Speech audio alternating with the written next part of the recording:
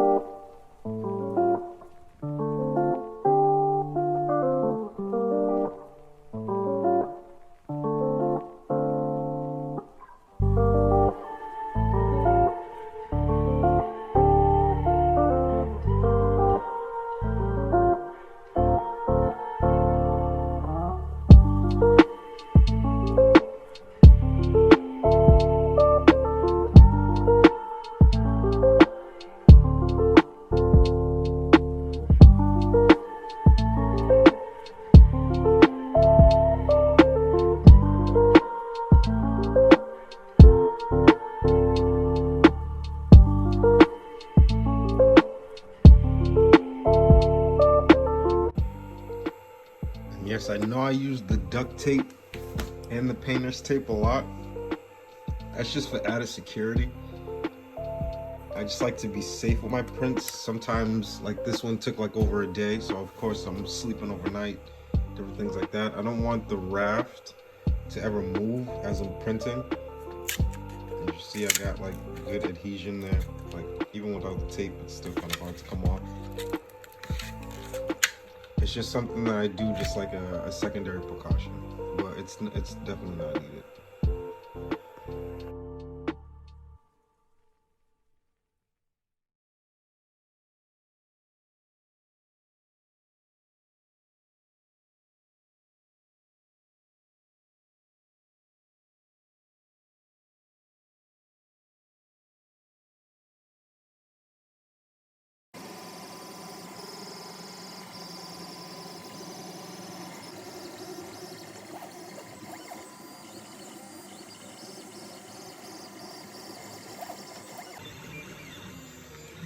Very close. 84. And I got about a strand left. I'm taking bets now. Let's see if he does it. Ah! It was so close. 87%. I still had a little bit more, but I don't like to get too close. It's dangerous. Once it comes off the spool and then it's just like the end, then I don't really trust that because the end will start to, the end of the filament will get past this and then it'll be stuck in the Bowden tube and I don't want to fight through that. Just about back to return. It's been a while since I've changed filament, now that I think of it. Like this pink lasted a while. I always get the same size. I don't know.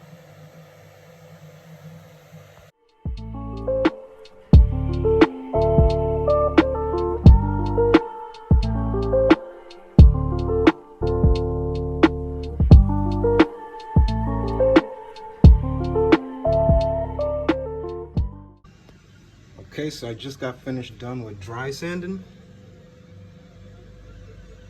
And the good thing about this print is the way everything prints, it all printed upwards. So there's not too many like on the foot there, you got some like layer lines or so. But I just knocked that out with the 60 grit. But it was pretty simple to sand this print. Again, everything printed straight up the way that you see it. So it wasn't too difficult for the printer. Only had like one issue there that I'm gonna have to like patch up. Other than that, everything came out good. The head tip came off as I was sanding. I think in the other video or the other picture, you guys can see that that was kind of like dangling off.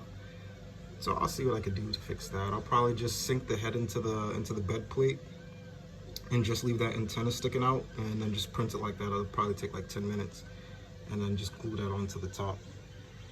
The hands, everything was pretty simple. All I had to do was just cut off this the raft, and with the raft, once I cut the raft off, you'll see like the edges I got pretty smooth. I just used the 60 grit, so anything that I couldn't cut within here or any hard places, I just used the 60 grit and I pretty much just took that off and evened it all down. So as always, what I'm gonna do now is I'm gonna rinse these all off, keep them wet, and then hit them with the 400 and the 800 grit sandpaper. And then I'm gonna hit it with some primer and see where I have to fill in, prime, sand, and then get ready for paint. Right now, you'll probably hear my printer. What I'm doing now is just printing out the hole, the leg holder. And there's a little piece for the center body. Besides that, stay tuned. All right, and we're all ready for paint. These, as you know, are just the spools from the filament. I just use these to hold up my prints, put a little duct tape under them. I'm going to use these as trays.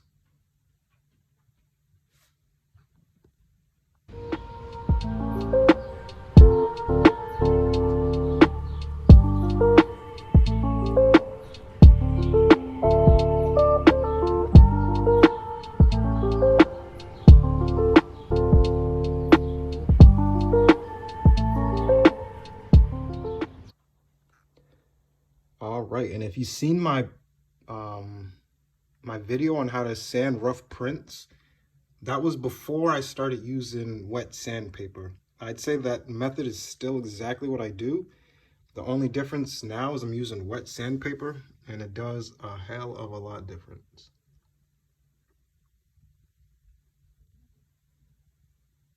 Again, I go from 400 to 800. You can go up to like 1,000, 2,000. You can sand till your arms fall off, pretty much. Just get it to what you're happy with and go from there. But that's just the first level of primer. I'm still gonna have to.